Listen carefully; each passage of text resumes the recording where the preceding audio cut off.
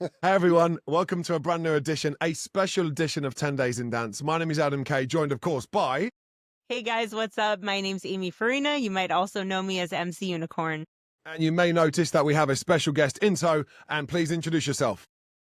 Hello, my name is Ruben De Ronde, and I'm currently outside of my house, and it's absolutely beautiful outside. That's it. Okay, so look, let's jump. We've got so many questions from Ibiza Yeah. to Statement to productions to being you, and we'll ask all of those. But first things first, for anybody who's joining us who's not necessarily familiar with your backstory, give us the Ruben De Ronde 60-second elevator pitch. Like really quick. All right. My name is Ruben De Ronde, DJ producer, Twitch live streamer, state mate. Also make radio, of course. That's how I know Adam. Yeah, that's it. Really quick. That was not bad, wasn't it? Wow, that was literally just got to floor 3 and then we're done. Yeah. That was a short plotted history. Actually, let's just embellish a little bit about your and my connection, because that's kind of the roots. Yeah. I mean, yeah. So let's go back. I think it was the year 2000. Correct me if I'm wrong. 12? I can't correct you. That's why I asked you, because I can't remember the years. All right. I remember So the stories. At least it's a long time ago. Tomorrowland was still a smaller kind of festival, to be honest. It's not as it is right now. We had a common person that we knew, I guess, Raymond Cornier, and Tomorrowland asked him to set up a radio show because they wanted to do a live broadcast from the festival, and somehow he ended up with me and with you. So suddenly we were in the radio studio together. We didn't know each other. All we knew is that, okay, we're going to do a radio show for the whole weekend together. And this is the guest that we could have. Let's go with it. And I remember back when we starting it, like the artists and the managers were very hesitant. They didn't want to do interviews or something like that because they're like, yeah, someone on the radio. We're in the back of, now you have a studio on site with glass windows, productions everywhere. But we were like in a container in the back of the festival where people couldn't find us. And yeah, but still it was a magical. I think we did it 2 years together, 3 years together. Yeah, it was great. We had some good times together, that's for sure. Ruben, times have changed, but they kind of haven't changed. We're still in a glass box, and we're still but you're on the festival side. Absolutely, we got front of house. And now eventually. You have One World Radio, like in full form. It's a full production, and even though I'm not part of, well, I'm sort of part of it because I do some bits and pieces behind the scenes as well for Armin, of course, for One World Radio, but. Yeah, I'm super proud to see what you guys are doing right now, and Ben Malone is there as well, so it's pretty nice. It's a good family, but that was the thing that we started, and going back to it, there was the festival opened and we were on, and the festival closed and we were still on, and that happened like 3 times. Well, it was almost with the gathering, 3 days, 2 weekends, and we were absolutely dead by the end of it, right? Yes, absolutely yes. dead. But this was it. This was at the time when Martin Garrix was dropping Animals, he was walking. He came around. in with Watson. He came in with his Eastpak backpack. I'll never forget that. He was like, I think he was like 16 or 17, so he needed to get special permission to get on the festival side. Yeah. And he came into the studio, came and say hi, and look at him now. It's amazing. That was the year people were playing Animals, and he was in the festival listening to people play Animals, which is crazy. Yeah. So, it's been a real privilege, and we've obviously stayed friends since and caught up with each other, not only at the festival, but ADE and all that kind of stuff. But yeah, look, it's been great. It's been a long time coming. And I know that Amy was at your radio show. So yes, Amy, let's come into your connection to Ruben. Yes. So I was invited to ASOT Radio a couple of months ago. I think it was in April. I was actually invited when I was at a State of Trance. I think it was like the Friday night where someone from Armada invited me. As you guys know, I work for EDM House Network. So I went and after I was there for 2 sessions. And after the first session, I went up to Ruben. I was like, I have a podcast with your friend Adam. Like, I know Adam. And then I invited you to come on the podcast. And I know Adam texted you as well. I was like, oh, Amy's going to be there. So it's funny, small world. Yeah, super funny. And of course, I listened to the episode that you were grilling the State of Trance Festival. So, no, I'm kidding. Oh yeah, just like I was dying in that because I was so tired. I was like very tired after. It was like I don't know, a State of Trance really wiped me out. I don't know why. I was just very tired after. The rave. It's too much. So Ruben, we need to talk about Ibiza because you've recently been there. Tell us, how was it? Where were you? What's 2025 feeling like? So the funny thing about this year, I think Ibiza I've been 4 times already, even though we're just in June. So for me, the season is over already. I played Eden twice together with POU and Ginchi, my two friends in the melodic techno world. They invited me to play 2 shows in Eden, San Antonio, which was in May, which was really funny because you had to wear a jacket basically. The island was still empty. There was almost no one there. And still, it's two nice shows. And then in June, I played Ushuaia together with Armin, Cosmic Gate, and Billy Gillies. Yeah, Ushuaia, yeah, it's a magical place, to be honest. It was I played an early set. I just actually got it back from my editor, so I recorded everything with a Zoom recorder, put some nice Ibiza things over it. So yeah, I'm gonna put that online. So yeah, Ibiza's it's always nice. I don't know if you guys have been before. Amy's still waiting to go, right? I've obviously got years of history, but Amy, you've got to go. Ruben's saying so. Yeah, I'm saying so. Telling me. And also, funny thing, if you go to Ushuaia, just outside of the corner, Tomorrowland just opened a store and a radio studio, I think, as well. So probably Adam is going there later this season. But it looks absolutely amazing. There's like a little museum going on and a store. Yeah, it's very, very cool. Big tip if you're going to Ibiza this summer, make sure to check out the Tomorrowland museum store. What is it? I don't know what it is. So the Tomorrowland store experience is actually quite clever because it's just a gorgeous, beautiful, minimal building with Tomorrowland stuff everywhere. So yeah, it's only just opened. So if you haven't yet been, head towards Ushuaia. It's officially open, and there will be, I'm told reliably, some surprises throughout the season. So yes, Ruben. So Ibiza is alive. Let me ask. Yeah. I asked this question recently to Kolsch, and you may have seen it on the internet because I said to Kolsch, Ibiza season, is it too long? You said that you were in there in May. It goes to October. Is it too long? Is it ruining the experience, or is it about lengthening the experience and allowing more people to go? Good question. Ibiza has changed a lot throughout the years, I would say, because like I said in the beginning, I mean, I've only been there since 2008 or 9 or something like that. I would say the season started in maybe in June and the closings were early September already. So yeah, the seasons have been way longer, but I guess those massive clubs, they have to also make sure that they earn enough money in these short period of time to cover all the crazy costs they have. I mean, look at Universe. I don't even want to know how much money they invested into getting that done. I mean, that's absolutely wild. I think also the vacation, like in people go in early, like the May vacation, they also go to Ibiza already instead of just the summer vacation. I think it's more of an all year round island now. So I think it's only, yeah, it makes sense that clubs start opening as well because the people are on the island anyway. So why not open it a little bit earlier? So yeah, why not? I'm excited because I think we are getting to the point where we could totally see Rufus de Sol perform in November at Universe, the location, or even New Year's Eve in Ibiza. I've not ever been to a New Year's Eve party in Ibiza, but I think we're at this point now where there are enough things, because it used to be Pasha. Pasha used to be the only thing that stayed open until like December. Everything else closed. But it feels like there's a real turning point right now. And like you said, it's 12 months a year, 24/7. Let's go. A bit like Vegas, do you think? Yeah, it wouldn't surprise me if you're gonna have a New Year's Eve party at Universe. Good idea, actually. Pitch it to them. Yeah, well, I'm sure it's already been pitched. I'm sure I can imagine Fisher coming down at midnight as the pyrotechnics are going off. You can imagine it, right? So yeah, look, the Universe. I mean, me and Amy are big fans of the hype because it brings the attention to the dance music scene. But a question we've asked a lot, Amy, come on. So, Ruben, have you heard about the chicken tenders with caviar at Universe? Yes. Are you pro chicken tenders with caviar or anti chicken tenders with caviar? The thing is, it's the same discussion with phones on the dance floor. I think no, it's the same thing because I think people that go to a party just have to enjoy themselves the way that they want to, it's who are we to judge or to say how you're gonna have a good time? If you have a good time buying chicken tenders and caviar, no one's forcing you to buy anything or whatever. So if you enjoy a party, filming half of it or the whole set, by all means, go ahead. I don't care.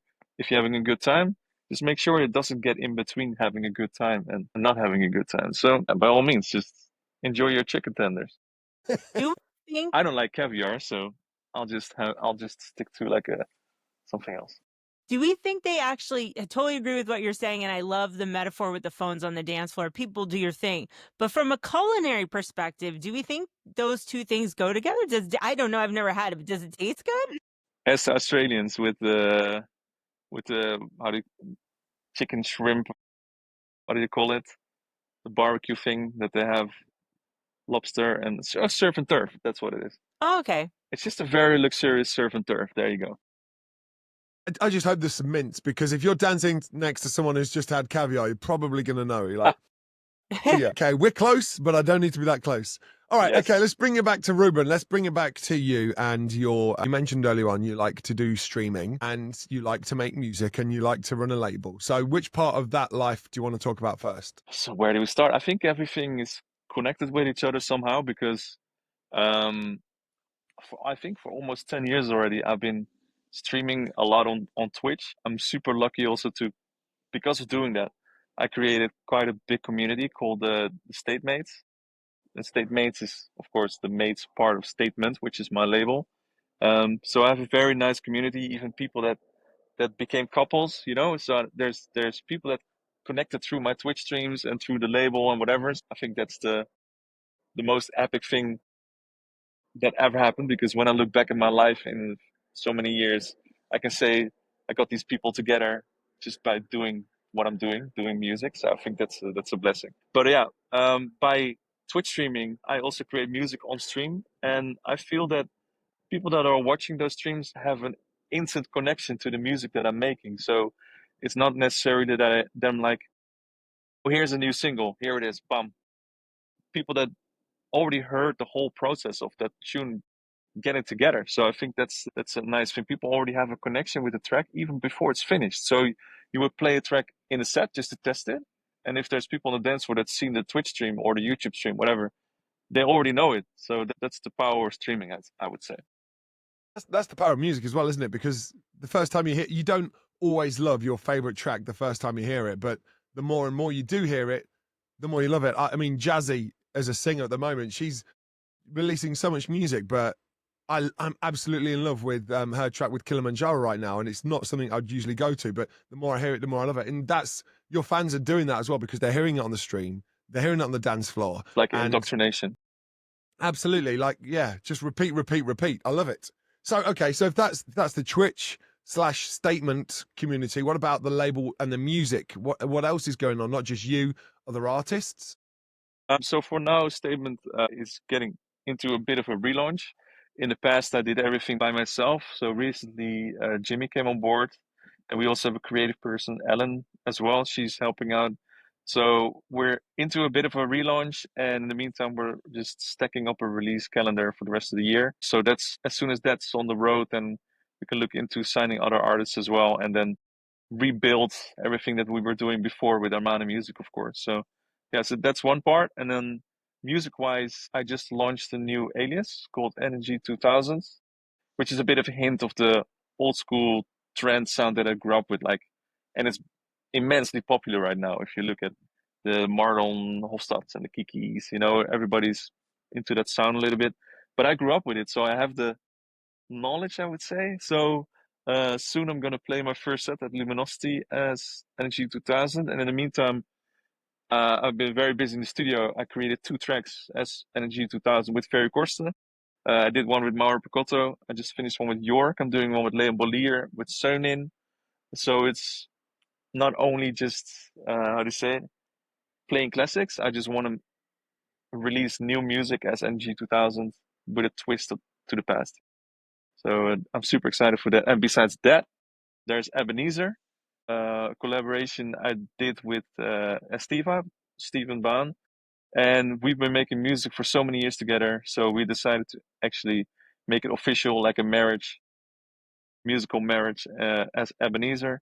And we have a whole album ready for that as well. And we're starting to do some shows together in 2026 doing that. More melodic techno kind of things. So covering everything. You know, I'm always doing too much, man. That's just because it's so much fun. Ebenezer, that's Yes. exciting. You mentioned the album, right? So when's that dropping, and how many tracks are on what label? We don't know yet. Mara is very interested in picking up some of those tracks. Armin is already playing one of the tracks. Ferry's playing one of the tracks, and sending it out to some artists as well. Yeah, let's see what happens, because it's in between everything. It's like yeah, you know how it is. There's no more genres anymore. So I would say it's like yeah, I don't know. Let's see what happens. You also mentioned a whole host of collaborations that were really exciting. So just roll off some of the names again that you've been working with. Starting with Mara Picotto. Yeah, so for Energy 2000, that's the faster alias. So I did a few projects last year. I did for Team Liquid for Valorant. I did a remix that was faster already than my normal stuff. So that's when I started doing the Energy 2000 thing, and I did a remix for Lufthansa, Robbie Williams and Sophie Ellis Baxter, which is also more up pace. So that was the start of the whole faster thing, because it's far away from my own stuff. And then I was like, okay, let's see what else I can do. And then I was like, hey, maybe it's a cool idea to reach out to the artists that shaped me to who I am right now. So the artists that I looked up to when I grew up or whatever, when I was getting into music. And I was like, well, let's just reach out and see what happens if I ask them to do a track together. So it kind of happened straight away. Ferry and I have a good relationship. The first thing we did together was Bloodstream, which was in the Corona time, so it was slower, not really dance floor driven. But now Ferry also ventured into the old sounds again.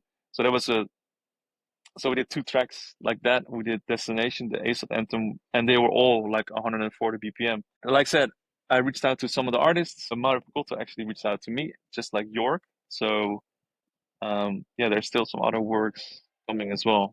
Yeah, it's funny because York was sending a demo to me, which is for like 126 BPM, because he altered to me. He was like, hey, let's do something like this and see if it works out. We have vocalist Angel Falls, I think it's her name. No, Angel City. And yeah, it just came together, and I pitched it up to 141 BPM, and the vocals fitted still nicely. And I sent it back to him. I was like, hey, this is a surprise, but this is more the sound that you did in 1998, 1999. Would you be up to doing it like this, like in the fast paced, the old York sound, and add some of those magical guitars that you did on the Wakings or on the beach or something like that? And he was like, yeah, that's sure. Let's do it. So the master's being done. Next week's the first show. Long story short, a lot of new music.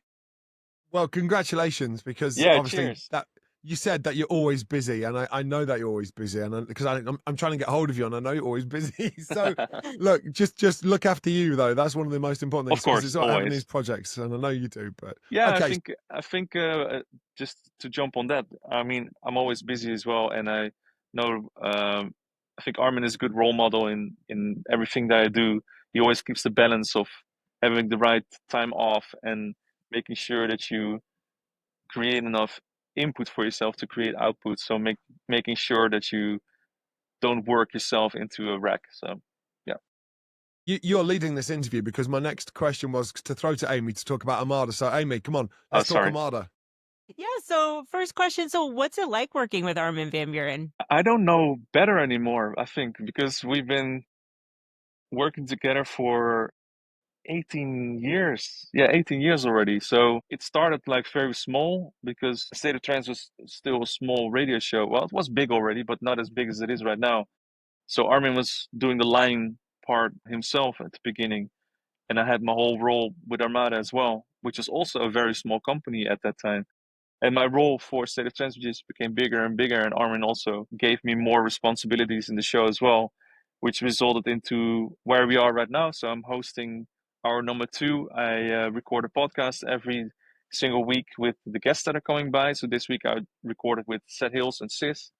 Those are 2 big artists coming through as well. So I'm in your seat for those. And Armin gives me the space to develop myself as a radio producer, music producer, and DJ as well. So yeah, it's really nice to be in the position where I am right now. That and A State of Trance Radio was so cool to be there and to be there in the studio with you guys. So over your time there, what's the craziest thing you've ever seen in the studio or like the weirdest thing? Because even when I was there, I was like, there's a lot happening. There's a lot of interesting people and you have super fans. What's like the weirdest, craziest thing you've ever seen there? I think recently this year there was a guy from Denmark. He was in the studio and he so both me Armin signed his arm, like an autograph on his arm, and he got it tattooed straight away. And I was like, holy shit, people getting a tattoo of my autograph? That's absolutely wild. And then he sent me the story afterwards, what happened in his life and how important the radio show and our music has been to actually still being on this planet. So that you don't realize it when you make a radio show or when you make music, but you touch lives, and that's in the end that's what we do it for as well. That's what you guys do it for as well. You know, it's like sharing the love for music together, and that you can make a difference in someone's life. That's the best thing, to be honest. Yeah, And man. you never know what kind of impact you're making. You think, oh, you're Mm-hmm. just doing what you love, putting out music, but for some people, that's their life. So that's incredible. That's I've never heard that before about somebody getting a tattoo of somebody's autograph. So I love that. That's pure dedication. Yeah, that was the third one this year already. So I What? was like, what is happening? Better make sure that's a good autograph, right? So look, Armada. There's also something else exciting happening, Amy, about with Armada, right? Yep. So I had an exciting email in my press inbox recently about a collaboration between Armada and Q Dance. And you guys know I love hardstyle. So can you tell us a little bit about that? And yeah, what's going on there? I was so excited when I saw that. To be really honest, I have actually no idea. Okay. I think I've got the same email, so I don't really. I think it's a collaboration with publishing. Armada has set up publishing besides Beat. Beat is a more of a catalog company that works on older songs, and I think what's happening with Qdance is that there's going to be collaborations in between worlds together. So I think that's it. But don't pin me down on it. But I think that's it. So more of a collaborative, creative process that's been set up between Qdance and Armada. I was really excited to see that. Obviously, I was like, "Yay, that's amazing!" I So love Qdance. Like they're I've been great. talking about it with some old colleagues the other day. I used to work at Heineken before, working in the music scene. And we went to DEF CON together on Almere Strand, which was before where it is right now. Those were the best parties, to be honest. Are you gonna go next weekend to DEF CON? No, I'll be touring, so Okay. yeah, unfortunately. Yeah, I've been 4 times. I won't go this year. I'll go to the pre-party in Amsterdam to see everybody, but yeah, I have too much this summer, but I It's love so DEF good. CON and yeah, I love the harder styles and it's an amazing festival. So speaking of genres and genre blending, so A State of Trance historically used to be as a brand just based on trance. And we've seen over the years between being in A State of Trance this year in February and also like we just talked about the collaboration with Q Dance, more genres coming in. How do you feel about that? I think it's an interesting discussion because on one side you say more genres are coming in, but I see it differently. I think genres are just disappearing. I think, like I said earlier, that Marlon Hofstad and Kiki and those are coming in, and those are the first artists again to say that they actually are trance artists. You know, new trance artists. They embrace saying that they're trance artists, which was a dirty word for 20 years in the mainstream, I would say. Even now, you see that Tomorrowland and Untold, they just scrapped their trend stages for this year. So my hope is to see that the new artists that are coming in with the Kiki Monos, there's Sis, there's so many. I was listening to a set yesterday of Hyperdrive, and you have Heartstrings and all those artists that are coming in with the new trend sound. So I hope that it's making its way back to the festivals again in the future. And that those sounds will all come together, and that's what we're trying to do with the State of Trance. Like we try to bring the, let's say, the old trance sounds together with the melodic techno, because I think if you listen to Anima, whatever, it's just slowed down trance. I think it's melodic, it gives you a certain feel. It's pure trance in my feeling. And then on the one other side you have a Maddox, you have Kiki with 150 BPM acid trance, and it's so exciting to see that there's so much music to pick from which you can all put under the umbrella trends nowadays. I think in the last 20 years, the music became a little bit more still.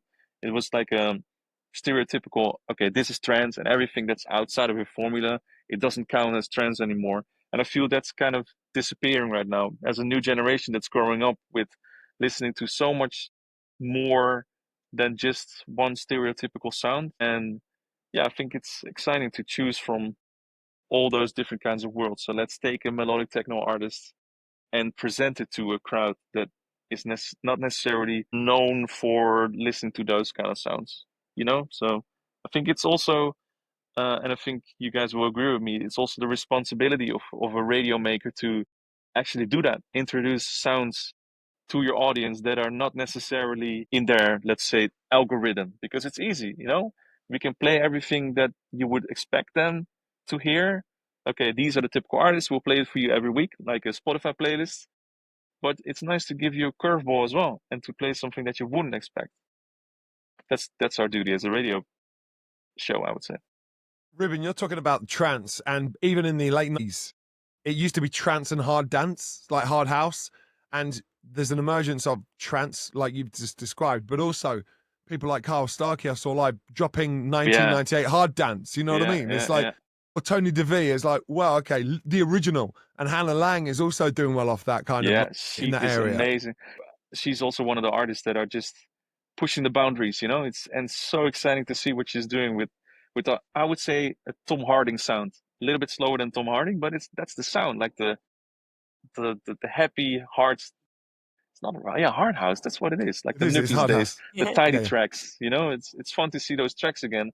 And you know, some people call it TikTok raving, but I saw a video the other day also that people are just having a blast. And you know, that's what we want. We want the youth in dance music again. You know, and just having fun on the dance floor. You know, that's all I want to see. Amy, go on. You've got one more. Are genres disappearing, or are more genres coming in, or is it both? A mix of both? Do you know what? I'm actually okay. Let me flip the question. Let me deflect the question. Sarah Landry. Mm-hmm. Ruben, discuss. I'm not really too common. I have, to be honest, I haven't really heard any of these things that she plays. She plays really hard. Is it techno? Is it a little bit like that? I think it's super cool that to have like new industry leaders, you know, pushing a sound. That sound was not anywhere in America, and she introduced it over there. So I think it's really cool what she's doing. She's pulling a massive crowd in wherever she's playing, and it's nice to see. Actually, I know. Is it something that you can see? Yeah, I think if it's important to say also that there's so many strong women leaders now in sounds. You know, that if you think of techno right now, the first names that are popping up are Charlotte de Witt, Amelie Lent. You know, those kind of artists. Those are on top of the top of the top, and I think they didn't do it because they were female or women pushing a sound. They created the sound and they took it to the next level. That's what Sarah Leander is doing. That's what Hannah Lang is doing. Miss Monique is absolutely slaying it everywhere. And I think it's so great to see that there's so many new genres, or one genre, or whatever you call it, is just coming up, and everybody's just doing such a great job. And yeah, genre-wise, I think I was discussing this yesterday. It's funny to see that in the past 2 decades, we as Europe were influencing America, but now it's the other way around. Suddenly everybody's sounding like John Summit and Odd Mob or whatever. So it's funny to see that the global scene is drifting away in all kinds of different ideas. There's right a now, reason. There's a point to my question. The point is, I was going to say Hardwell, and the BPMs and Charlotte DeWitt. It doesn't. Everyone's played 150 BPMs. So is it a genre or is it a BPM thing? Because it's hard, it's energetic, it's fast. So is that a genre? You know, and then you go, well, that actually covers hard techno, that covers hard house, that covers some trance, that covers drum and bass, that covers hard style, new techno, hard style. You know what I mean? So actually, to talk about genres, it's disappeared. It's actually about your speed. Yeah. Where's your speed? Where's your BPM? And I think that's the new thing. But then you would say like a John Summit is playing like a poppy house track, and then suddenly he plays a drum and bass track. I think most And Dom Dollar as well. yeah. So Yeah. I think in general, open format is more alive than any time. In the past, you would have a DJ starting at 126 BPM who would play the whole time through. But I do the same. I start at 126 and I finish at 145 in 1 hour. Yeah. Because you just want to showcase as many songs as you can and just build something rather to just, hey, this is my songs that I played or made the last 10 years. I'm gonna play these every single show. And I guess it's also a generational thing because if you don't surprise people or throw curveballs at them, they swipe you away. They go somewhere else. You know, the attention span is slower. Instead of playing 10 songs in a set for an hour, you play 20 songs. You know, it's fast mixing, start stops, whatever effects. So yeah, I don't know. It's exciting. so different. It's exciting. Yeah, it's super exciting. Yeah, yeah. All right. Look, I know that we've got you and time is short. So let me just end on this because it seems appropriate. Amsterdam Dance Event. Are you going to be there? Yes or no? Yes. Yes. Excellent. What will you be doing? I've been trying to hold off a lot of requests because I want to do something myself as well, but I'm not sure yet.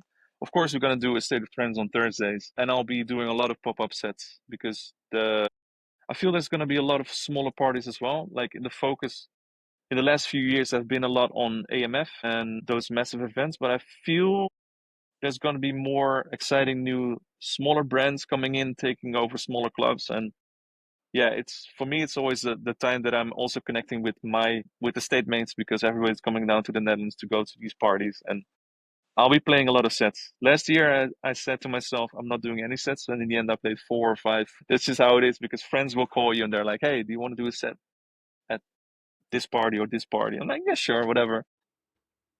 And I want to ask a favor. Do you have the studio bookings form on your like Outlook or somewhere like that for the studio? Because myself and Amy want to come and do a 10 Days in Dance episode in the studio. And I figured you're probably the best person to ask. So can we talk to you about that? Is that all right? Always welcome. I have to check it with the studio manager, but I'm pretty sure you guys can do it. Are you going to come down to ADE to do it? Yeah. I figured if we asked you here, you couldn't say no. So it was a bit of a press gang. You're locked in on the air. The thing is that I see that a lot with some artists. You know, I'm not saying any names, but you see that if people ask them in person, they always say yes, but then they are like, check it with my manager, and then they will say no. So that's collab, bro. Not today. Yeah, let's do it. Yeah, and okay, manager comes in. No, it doesn't. No. Fit the schedule. But look, no, I think. Pinky promise. Excellent. We'll lock it in at some point over ADE. It would obviously be wonderful to have you join us or us to come to you or whatever. We'll sort that out. Absolutely. But let's just put it in as a to be confirmed until we speak to your manager and they say no. If we're coming to the studio. Yeah, Adam and I will both be at AD. My schedule is already kind of filling up. So similar to you, Ruben, every year I'm like, I'm not going to do the conference, the networking, the parties, the movie, like the whole thing. I'm just going to pick and choose. And then every year I end up doing all of it. So I'm like, this year I'm like, not going to do that. I'm going to do all of it again. Every year you'll say, I'm not doing it. Every year you will do it. So let's put that date in the diary and look, just give everyone how do we find you? Where's the best place to, apart from obviously Twitch, where else are you that we can speak to you, connect with you, follow you? Instagram, Ruben De Ronde. I have a TikTok that I don't really use because a wise social media manager told me it's better to focus on one platform instead of doing too much at the same time. So yeah, I would say Instagram is the best way to reach out to me. I try to always reply on DMs in there as well. So. Ruben, from myself and from Amy, thanks for joining us on this special edition of 10 Days in Dance. We've covered many things and we look forward to next time, all right? Thank you so much, guys. Thank you. Bye.